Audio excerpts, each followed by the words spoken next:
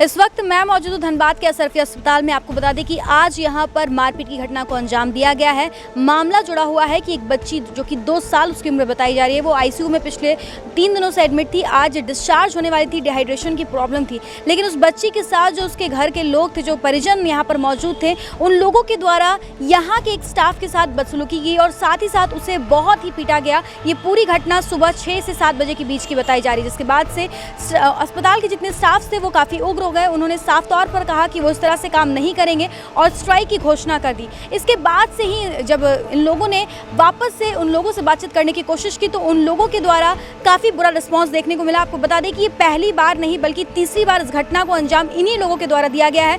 ये लोग हर बार अस्पताल आते हैं और ये कहते हैं कि ये रमेश पांडे के आदमी है, ये रमेश पांडे के भाई, खुद को रमेश पांडे के भाई बताकर इस तरह से अस्पताल के लोगों के साथ बदसलूकी करते हैं। कभी गार्ड को मारते हैं, कभी स्टाफ को मारते हैं, कभी यहाँ मौजूद जो महिला जो नर्सेज हैं उनके साथ भी बदसलूकी करते हैं। तो इस तरह से ये पूरी वारदात को अंजाम दिया गया। आइए हम अंदर चलते हैं और यहाँ के जीएम से बातचीत करते हैं और जानते हैं विस्तार से कि आखिर क्या है ये पूरा मामला।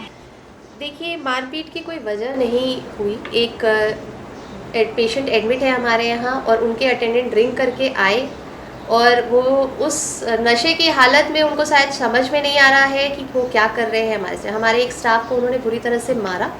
उस बेस पे हमारे सारे स्टाफ ने ये हमारे एडमिनिस्ट्रेशन के पास आए और उन्होंने कहा कि हम काम नहीं कर सकते इस दौरान, क्योंकि ये मरीज़ जब भी या इनके परिवार से रिलेटेड जो भी मरीज़ अशरफी में जब आया है तब इन्होंने या तो हमारे गार्ड पे हाथ उठा देते हैं, कभी किसी को गाली गलौज कर देते हैं, मतलब किसी न किसी पे किसी भी तरह का ये लोग अभद्र व्यवहार इनका रहता ही रहता है। ये घटना आपने जैसा बताया कि पहले भी 2 बार घट चुकी है, तीसरी बार बार ये तीसरी बार है। किन लोगों से ये कनेक्टेड है, क्या नाम इन लोगों ने बताया? सर मैडम देखिए, मैं बहुत ये नहीं बोल सकती हूँ कि कॉन्फिडेंस के साथ, लेकिन हाँ, ये लोग जब भी आते हैं बहुत क्लियरली बोलते हैं कि हम रमेश पांडे के भाई हैं।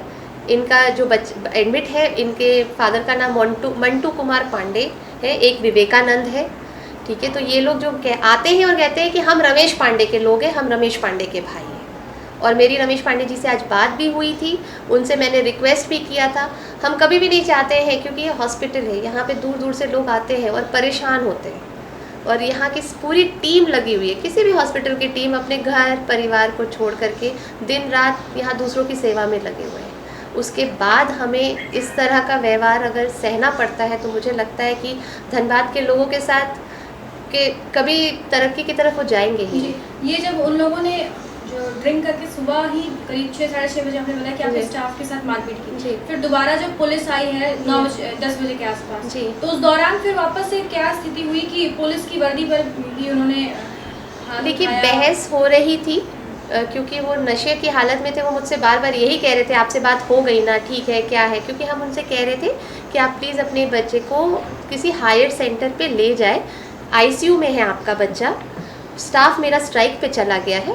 किसी की भी हमें तो कंसर्न सबको देखना है, एक की वजह से सारे मरीज़ हैम्पर होते, पर वो इस बात को समझने को तैयार नहीं थे और काफ़ी बुरे लैंग्वेज में गाली गलौज से बात जब आई। पुलिस काफ़ी हम लोगों को सपोर्ट किया है। उस दौरान जब मेरे पे गाली गलौज पे हुई और पुलिस पे भी हाथ उठाया इन लोगों ने, ठीक है, मुझे बचाने के चक्कर में एक पुलिस वाले ने, जिनका नाम SI पप्पू कुमार है, मेरे पर इन लोगों ने लाठी उठाई मारने के लिए, बचाने के लिए उन्होंने उनको रोका, तो धक्के मुक्के में मुझे भी चोट आई है। तो सारे पूरे मतलब इसमें यही था कि वो समझना नहीं चाह रहे थे। कुल कितने लोग थे?